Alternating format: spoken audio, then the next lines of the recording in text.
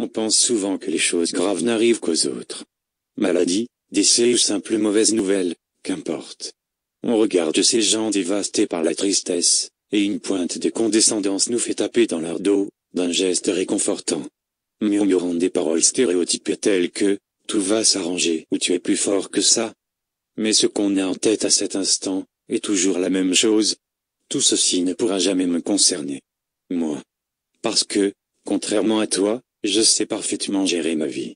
C'est drôle, cette propension de l'être humain à n'envisager l'existence du malheur, que lorsqu'il frappe à votre porte. Je dois bien l'avouer, j'étais exactement pareil. Jusqu'à aujourd'hui.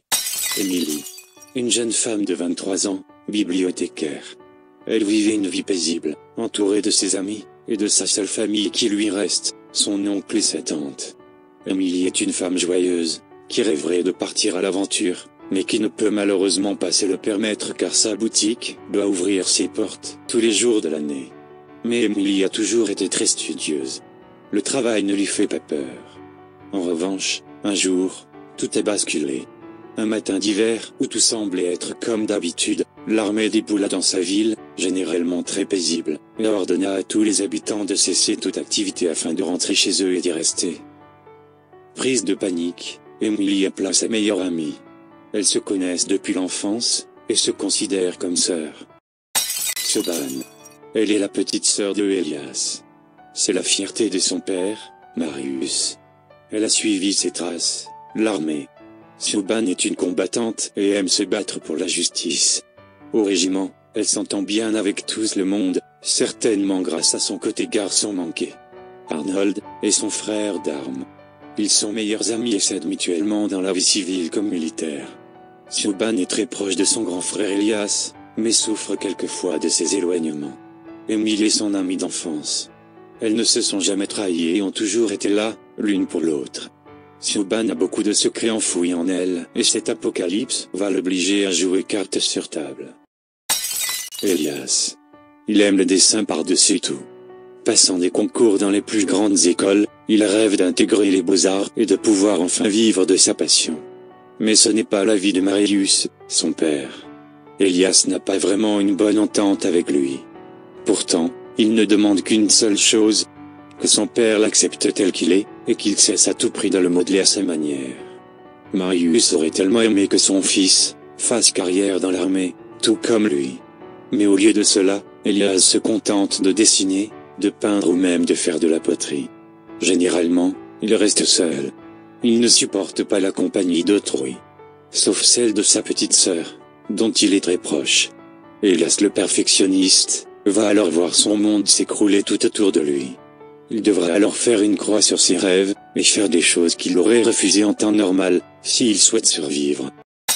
Marius. Anciennement dans l'armée, il s'est reconverti en tant que chercheur en virologie.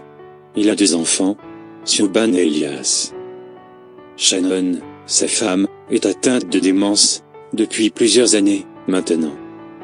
Cela fait bien longtemps qu'ils ne s'entendent plus. Marius est constamment dans son laboratoire, il y reste parfois des nuits entières. Il ne comprend pas que ses enfants ont besoin de lui. Surtout sa femme, qui l'a fait enfermer à l'hôpital, pour sa propre sécurité.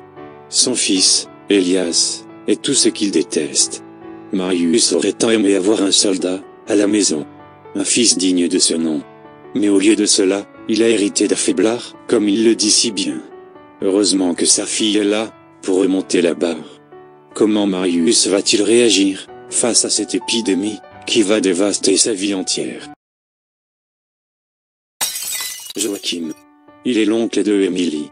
C'est un informaticien très doué. Joachim n'a jamais eu la chance d'avoir d'enfant, mais l'homme se contente très bien de sa nièce. Son cadeau du ciel, comme il ne cesse jamais de le dire. De caractère très agréable, Joachim aime donner de son temps et beaucoup savent en profiter. Il est assez naïf, mais reste toujours positif. Un bon pilier, en pleine épidémie. Arnold. Il est militaire depuis plusieurs années et aime son métier de tout son cœur. C'est le meilleur ami de Siobhan, et le général des armées l'a pris sous son aile dès son arrivée. C'est pourquoi, Arnold lui voue un grand respect. Il a 2 frères, mais l'homme ne parle jamais d'eux. Pourquoi? Arnold reste très professionnel, en toutes circonstances. Il peut paraître froid et distant, au premier abord. Mais l'armée lui a appris qu'il ne fallait jamais faire confiance, et toujours rester sur ses gardes. Son passé tumultueux est pour quelque chose. Le jour de l'épidémie, il reste calme, posé. Il sait parfaitement ce qu'il faut faire. Et où aller. Mais il n'y aura pas de place pour tous le monde.